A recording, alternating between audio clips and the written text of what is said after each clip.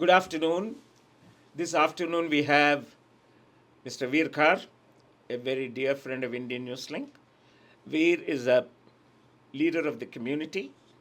He has achieved several milestones for the community, especially in South Auckland. He fled his native Jammu and Kashmir 35 years ago under distress and duress, like many hundreds of thousands of people. And New Zealand is fortunate that we have a person like Veer. His wife is also from Kashmir, and she is a general practitioner. And today we thought we would have a quick conversation with Veer Khar because of the ensuing elections in Jammu and Kashmir. It starts tomorrow, 18th of September. It's being held in three phases until 1st of October. A few days thereafter, the results will be announced. This is a watershed moment for Indian politics and as well as Jammu and Kashmir. Those of our readers who have been to Kashmir in the past will not contest the fact that it is paradise on earth.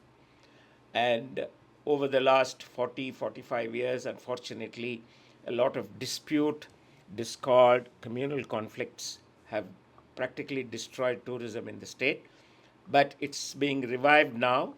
The government of India, just to recap, on the 5th of August 2019, they abrogated what is known as Article 370 to remove the special status that was given to Jammu and Kashmir and make it a part and parcel of the Indian Union. And after 5 years, assembly elections are being called. It's a 90-member assembly election, and our hosts of parties and contestants right across from the left to the right are contesting. BJP is one of them. To talk about the election process, we would like to ask Veer Khar to start with a brief background to the election. Veer, welcome. Thank you very much. So tell us about the assembly elections. Is it ripe? Is the time is ripe for J&K to have assembly elections? Or do you think that the government of India should have waited for some more time? See, I think there are two aspects to it.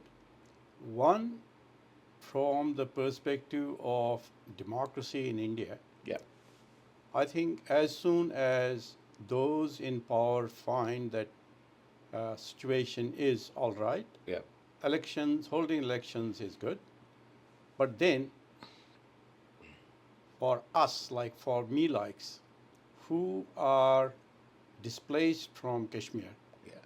who are all over the world, like we are nearly 1 million people, Yeah. who are scattered all over the world. For us, election is like secondary. Primary is 35 years have gone by, and we still don't know what's going to happen about us. So uh, I hope that puts that part into perspective for us. Has the abrogation of Article 370 made any significant change in your attitude, in your hope for a better J&K, or it has not been as expected? Uh, I think if you look at the situation when we came out of Kashmir in '89, immediately within 2 years, the community gathered together, all across the board. And in December 1991, there was a joint declaration by the community. It's called Margdarshan 1991. Yeah. And one of the key resolutions there was that Kashmir needs to have the full application of the Indian Constitution. Now, when we look at 370 or 35A, these were sort of, if you go into the details, it is uncivil laws. Yeah. What a man can do, what a woman can do. So, without going into the details, I think it had to go. Yeah. It's more being civil, more being modern, being human. Yeah, it was a very draconic Absolutely, absolutely. So no question about that. It had to go, and saner elements who were common people, irrespective of their religion, are realizing that there was nothing special about it, other than those who were milking it. Yeah. So for them it was difficult, and they are again saying they want to bring everything back. We would like to have many such podcast sessions with you to make people understand what went through the lives of people who had to, especially the Pandits of Jammu and Kashmir. We will have, I'm sure, many more occasions to talk to you. But reverting to the assembly election, there are 90 seats to contest, and there are about 400 or 500 candidates across the political spectrum. And some of them are openly threatening. Some of them are terrorist organizations which have been banned. So, what people like us in New Zealand don't understand is that how can organizations that are banned be allowed to contest? Is that democracy, or it's a tainted democracy? Uh, Again, as I am saying that I will always categorize it into two parts. Now, even if you see the what we call as mainstream parties like National Conference, the contribution of National Conference towards the destabilization of the state has been huge. Yeah. This is the party which is otherwise called a mainstream party, but one of the first objectives of the election is reinstatement of 370. Yes. That's So, correct. yeah. So, if you look at that way, it is very hazy to say who is right there and who is wrong. There are some who are branded as anti-nationals. There are others who are not branded, but they may be doing more anti-national activity than those who are categorized into that thing. But for, again, I'll say for those displaced people like me, uh, this whole process uh, doesn't seem to be catering to me. Will we? So what we mean by that is that this is not the right time to hold election. No, as I again said, for J&K, for the people there, other than those who are displaced, democracy should return as soon as possible. But there had to be a parallel work being done. But for, is the valley ready for democracy? I think if the valley is ready, valley is ready for democracy if the law and order system and if the current government understands, yes, they can hold it. No problem. So, who do you think will make it from your own perspective? We now have at least 5, 6 parties which are likely to share the spoils, as it were, out of 90 seats. And you require something like 60 seats to have good majority, or at least 46, I think, to form a government. In the current situation, as you see, as the campaign has been progressing, now the campaign has stopped. I think today it is stopping. Who do you think will form will BJP be able to form a government either on its own or with its allies? Seeing the track record, at one stage, BJP had an alliance with even PDP. Correct. Which is supposed to be, or which is, a party that is not allowing Kashmir to grow, like the way a modern state should grow. Yeah. So, mind you, Kashmiri people, irrespective of their religion, are very educated. They are the per capita, if you have some education ratio, not the degree ratio, it's very high. Their understanding of politics is very high. And today, there seems to be an undercurrent where people, common Kashmiri understands that they have been exploited in the name of this azadi or that thing or 370 by a couple of families, it seems the vote will get away from those families, not go en bloc the way it used to go. So who do you think stands a chance of forming a government? I think it's going to be a coalition of a couple of parties. And BJP being in the central will have more maneuverability, will have more to offer. Which means like the central government itself, which is a coalition now. Yes. So you see, if you tell uh, party number 3, party number 4, and they want to have a coalition, they will gain nothing from each other.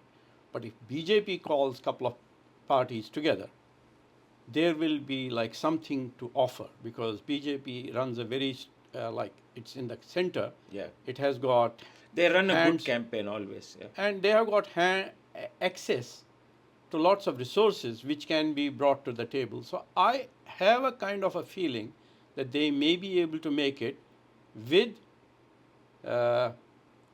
coalition of Like-minded parties, you can say. not necessarily.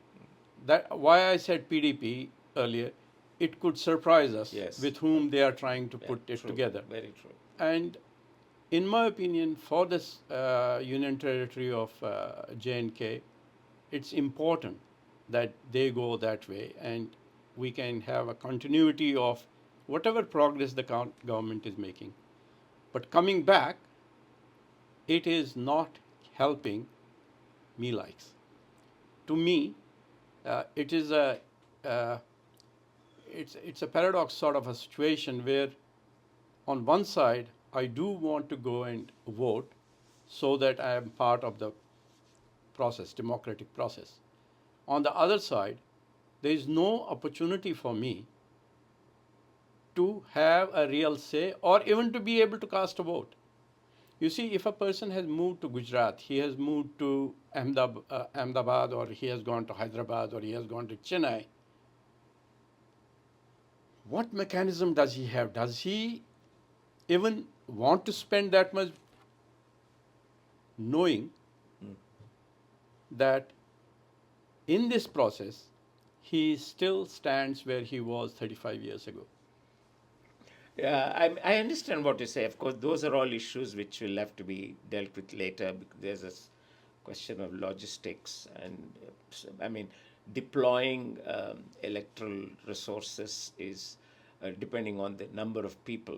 If you're talking of a few 100,000 or even just less than that, the huge mechanism that it entails will preclude the government from providing the access for people living in other parts of the country. That apart, Veer, what is your hope, for the assembly election to be free and fair? What I mean by free and fair is that without fear will people, because you've got people like Sheikh Abdullah and all the other forces already talking negative. And on the other side, you have people who want to develop the state and bring the glory back to J&K, because people like us in New Zealand would like to deal with a state like J&K and establish a good relationship, maybe investment, etc. So what do you think this election will do? See, most of the people who were responsible for destabilizing, particularly during election times, are participating. So that is a assurance sort of a thing that elections will progress in good manner. Right. Now, again, for our community, for the Kashmiri Pandits who have been displaced, my request will be, if you can, vote and show to the government that you have got good intention, but trust it has nothing for you in it. And there has been a declaration recently that Tikalal Teplu scheme will be coming into force for Right. the displaced. So if we put our foot forward in the right direction, like show the government our intention, even if it means nothing for us, then we can have a good engagement.